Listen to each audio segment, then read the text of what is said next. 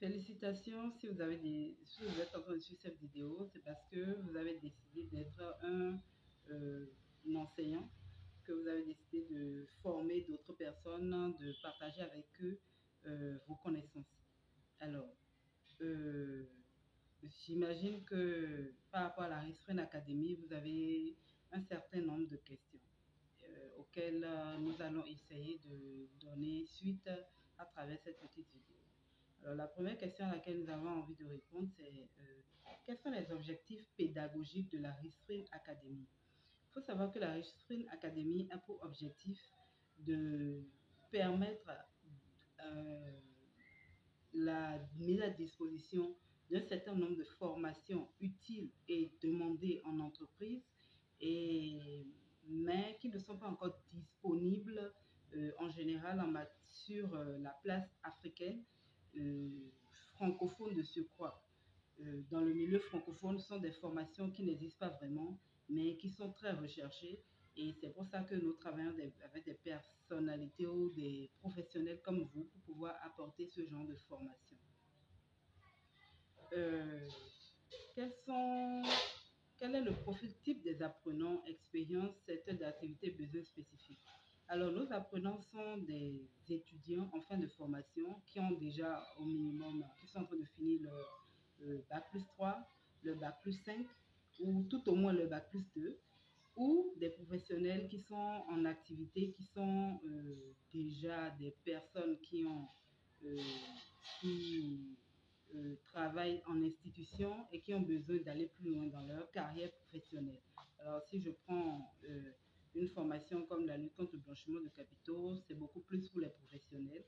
Si vous prenez une formation sur la finance islamique, elle n'est pas dispensée en entreprise, mais si vous l'avez, ça peut mieux vous positionner sur le marché de l'emploi, vous permettre d'atteindre un poste de responsable. Quelles sont les thématiques prioritaires pour la plateforme?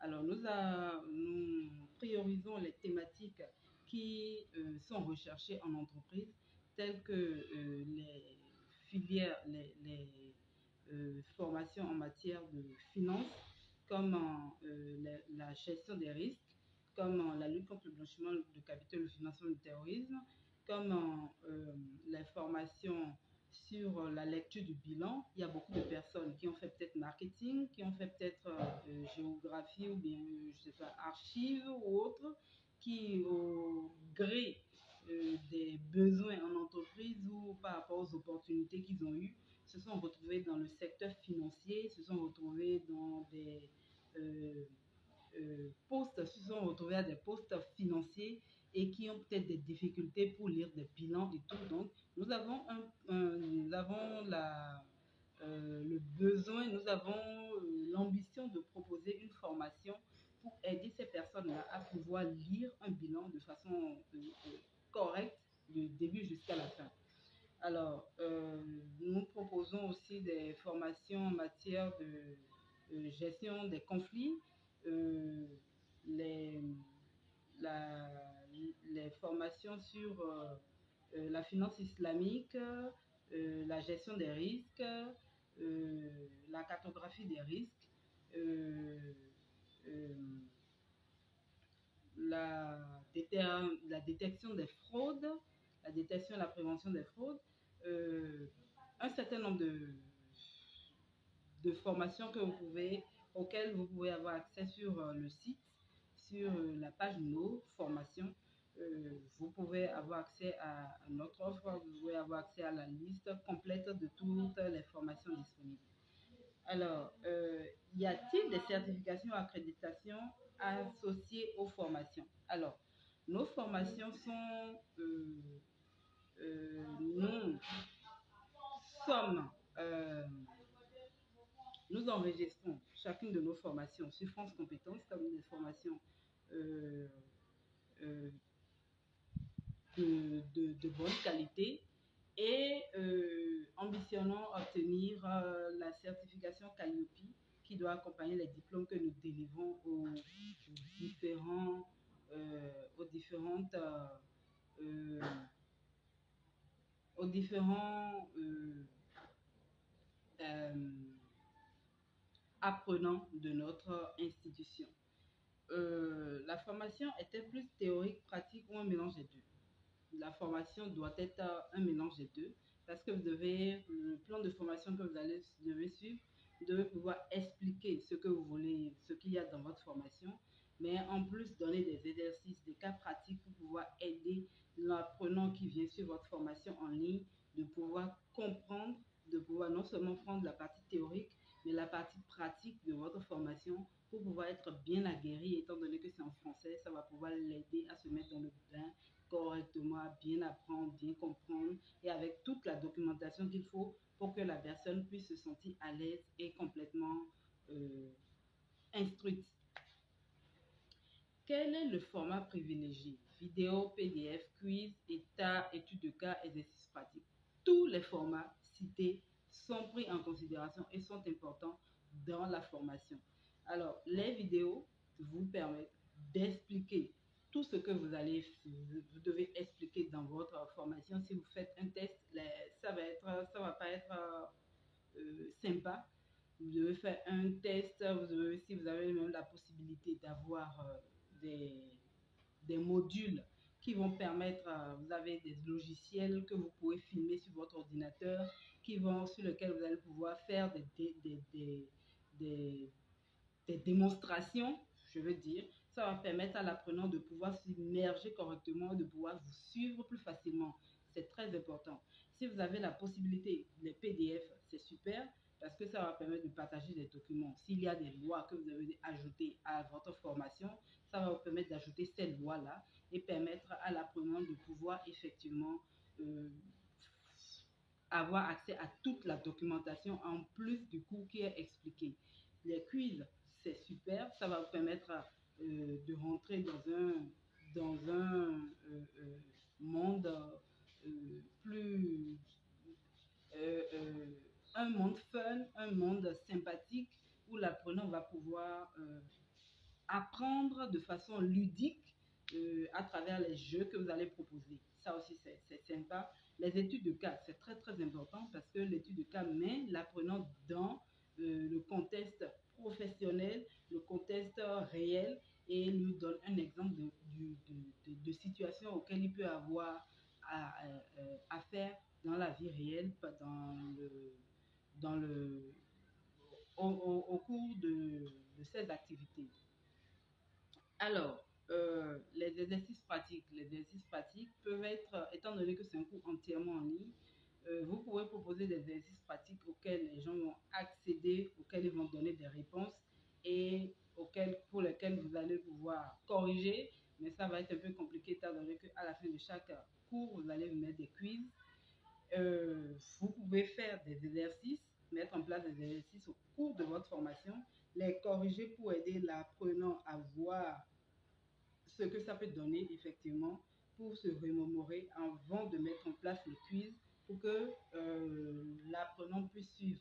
Mais bon, c'est à vous de voir comment vous allez organiser votre formation. De toute façon, moi, je laisse la latitude à tous les professionnels qui vont former de pouvoir le faire selon leur approche, mais toujours dans l'esprit de pouvoir transmettre le maximum d'informations professionnelles requises dans le domaine qu'ils sont en train sur lequel ils sont en train de former. Alors, quelle est la durée idéale d'une formation sur la plateforme? On estime qu'il faut un minimum de 8 heures de vidéo. Je précise bien 8 heures de vidéo. 8 heures de vidéo plus les exercices, les quiz et tout. La résolution, le temps qu'il faut pour résoudre un quiz et tout le reste. Ça peut aller jusqu'à 10 heures en tout, la vidéo, le cours. Donc, il faut un minimum de 8 heures de cours en vidéo. Est-ce qu'on donne le maximum d'informations pour que les gens puissent avoir le cours complet à un coût abordable dans le milieu francophone? On pourra améliorer les choses au fur et à mesure. Voilà. Est-il possible d'intégrer des sessions en direct, webinaire, coaching en ligne? C'est possible d'amener des webinaires, mais je pense que le moment où on va pouvoir mettre des webinaires à travers nos formations, des coachings dans nos formations, ça va être payant, ça va être facturé à part à l'étudiant. Parce que je pense que lorsque le professionnel décide de mettre en place sa formation, 8 heures de vidéo, 10 heures de vidéo avec les quiz et tout le reste, il faut ensuite suivre l'apprenant pour faire, pour suivre son mini-mémoire et tout. Ensuite, inclure en plus un coaching qui va permettre à l'apprenant de venir poser des questions. Si on a mis l'apprenant, ça va être compliqué de gérer ça. Ça va être payant en plus à part. Je pense que c'est la meilleure option pour vous autant que pour l'institution pour gérer les étudiants. Les apprenants doivent-ils passer un examen, une évaluation finale? Évidemment, sans évaluation à la fin, ils ne pourront pas avoir de diplôme. Et je tiens à préciser que l'évaluation doit forcément contenir un minimum de 120 questions. Oui, 120 questions sur le sujet que vous avez enseigné. Un test de 2 à 3 heures en ligne, toujours, et dont les questions pourront être renouvelées au moins une fois par mois, une fois par mois ou tous les 3 mois, pour permettre que les gens ne se passent pas les réponses entre eux et que la formation ne perde pas de sa crédibilité.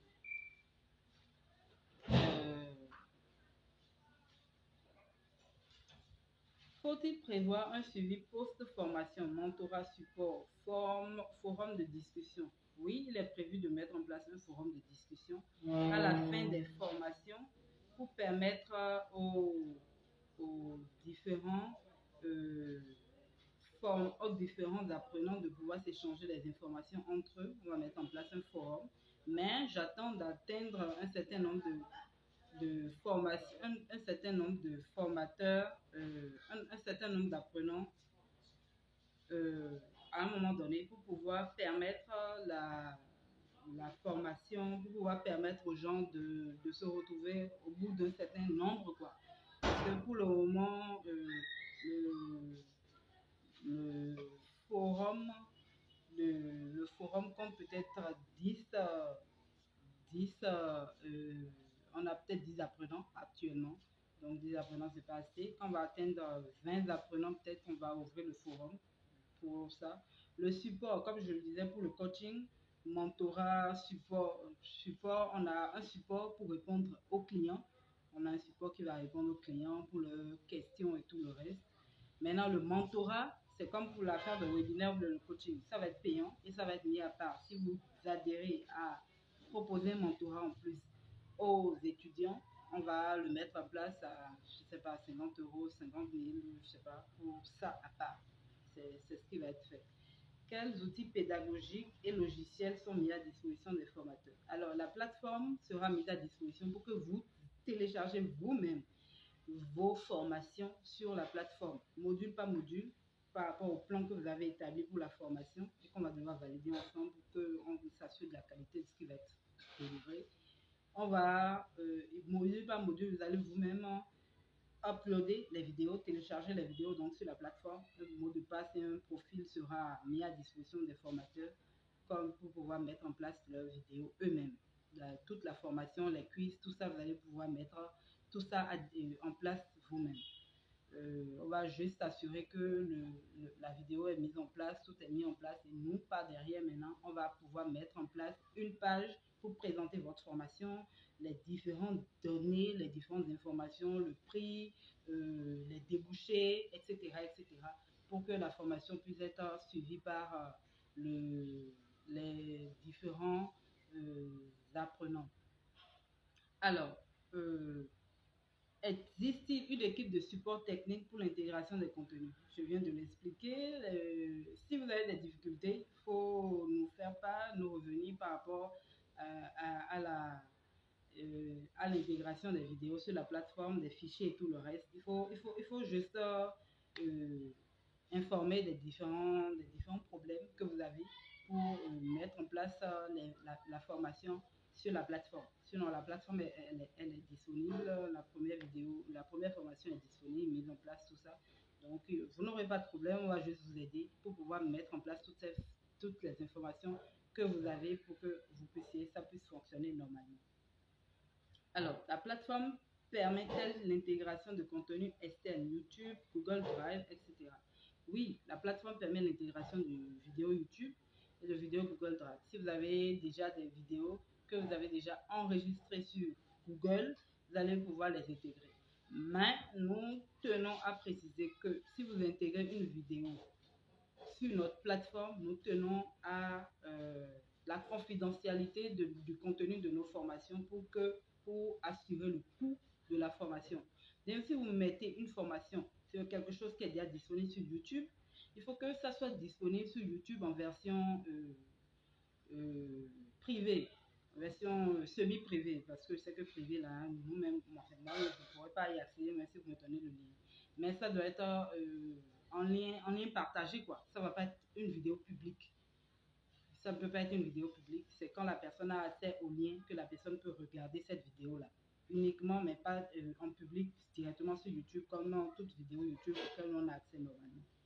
Ça doit être ça. Google Drive, pareil. Vous mettez une vidéo Google Drive que vous insérez. Ça peut passer aussi. Alors, y a-t-il des contraintes techniques à respecter pour le format des vidéos? Oui, je pense qu'il vaut mieux des vidéos web M, si je me trompe pas, il y a le format web M qui est bon pour être partagé. Il y a le format aussi MP4 qui passe facilement. Si vous essayez de mettre un autre format, j'ai peur qu'il y ait des difficultés, que la vidéo ne passe pas et ne puisse pas être utilisable sur la plateforme. Donc, il faut pouvoir respecter ça. Maintenant, pour les autres documents, les documents PDF, pour les images JPEG, c'est très bien aussi. Ça va être parfait pour pouvoir vous permettre de partager les informations dont vous avez besoin. PDF, c'est super pour partager les informations comme d'habitude. C'est parfait, surtout pour les fichiers. Si vous avez des tests de loi et autres choses à partager, c'est parfait. La formation sera-t-elle accessible sur mobile et tablette? Bien sûr, la formation est accessible sur téléphone. Donc, celui qui a sa tablette ou bien son téléphone pourra accéder à la vidéo, aux vidéos, formations, ainsi que s'il n'utilise que son PC. Il n'y a pas de souci, les deux sont pris en considération. Comment fonctionne la rémunération des formateurs? Je pense que vous avez déjà lu les conditions formateurs. C'est 40%. Nous avons mis un prix plancher de formation à 250 000.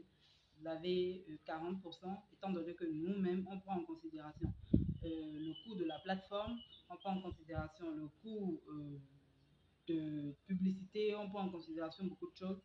Et l'institution, le nom, tout le reste, bref. Donc, les abonnements auxquels on fait face, on prend en compte beaucoup de choses. Et c'est pour ça qu'on met la commission des formateurs à 40%. Étant donné que les étudiants ont la possibilité de payer en 5 fois, donc vous aurez donc 40% de... comment ça s'appelle déjà? 40% s'il y a quelque chose qui a été payé sur votre formation au cours d'un mois. On paye une fois par mois. Donc, si c'est une mensualité qui a été payée, vous recevrez une partie de cette mensualité-là. Et c'est bon. Y a-t-il un minimum maximum de prix fixé par la plateforme? On a un prix unique pour toutes les formations de 250 000. Je pense que c'est... Les formateurs peuvent-ils proposer des promotions, des offres groupées? Les formateurs, non. La plateforme, oui. Actuellement, on propose, si la personne paye par mois, ça fait 50 000 par mois. Si la personne paye en une fois, ça fait 250 000. On offre actuellement une réduction de 20%. Donc, il paye 200 000. S'il décide de payer en une fois, il va payer 200 000. Mais s'il paye tous les mois, il va payer 50 000. Formateur peut aussi proposer, y a-t-il une exclusivité requise pour les formations publiées sur Western Academy? Une exclusivité, oui, normalement la formation que vous avez proposée ici, si vous êtes un formateur ailleurs, normalement notre formation ne doit pas être identique à celle qui est proposée ailleurs pour nous permettre d'avoir l'exclusivité du contenu qui est sur notre plateforme et qui n'est pas disponible ailleurs. c'est important pour nous. Comment assurer la visibilité des formations sur la plateforme SEO Interne Marketing? C'est comme je disais, c'est à nos coûts, à nos frais. Donc, on se bat actuellement pour instaurer et mettre en place une plateforme sérieuse et avec plus de 1000 abonnés déjà sur Facebook, plus de 1800 abonnés sur LinkedIn, bon, on en a environ 400 sur YouTube, bref, on se bat, plus de 7000 abonnés sur TikTok, je pense. On se bat actuellement pour installer une structure sérieuse. Donc, on a déjà à l'heure actuelle des formations, des inscrits qui ont été référencés par Google. Donc, le SEO fonctionne parfaitement et quand vous mettez en place votre formation, ça va être aussi le cas. On va se battre, on va mettre en place, proposer votre formation sur la page, les pages de l'Académie Reswing pour permettre à la formation d'être visible et on va même passer aux publicités pour permettre à la formation de pouvoir être accessible à tout le monde. Voilà ce que je tenais à vous expliquer aujourd'hui. J'espère que vous avez obtenu les informations dont vous avez besoin. Merci pour l'écoute et à bientôt. Bonne journée.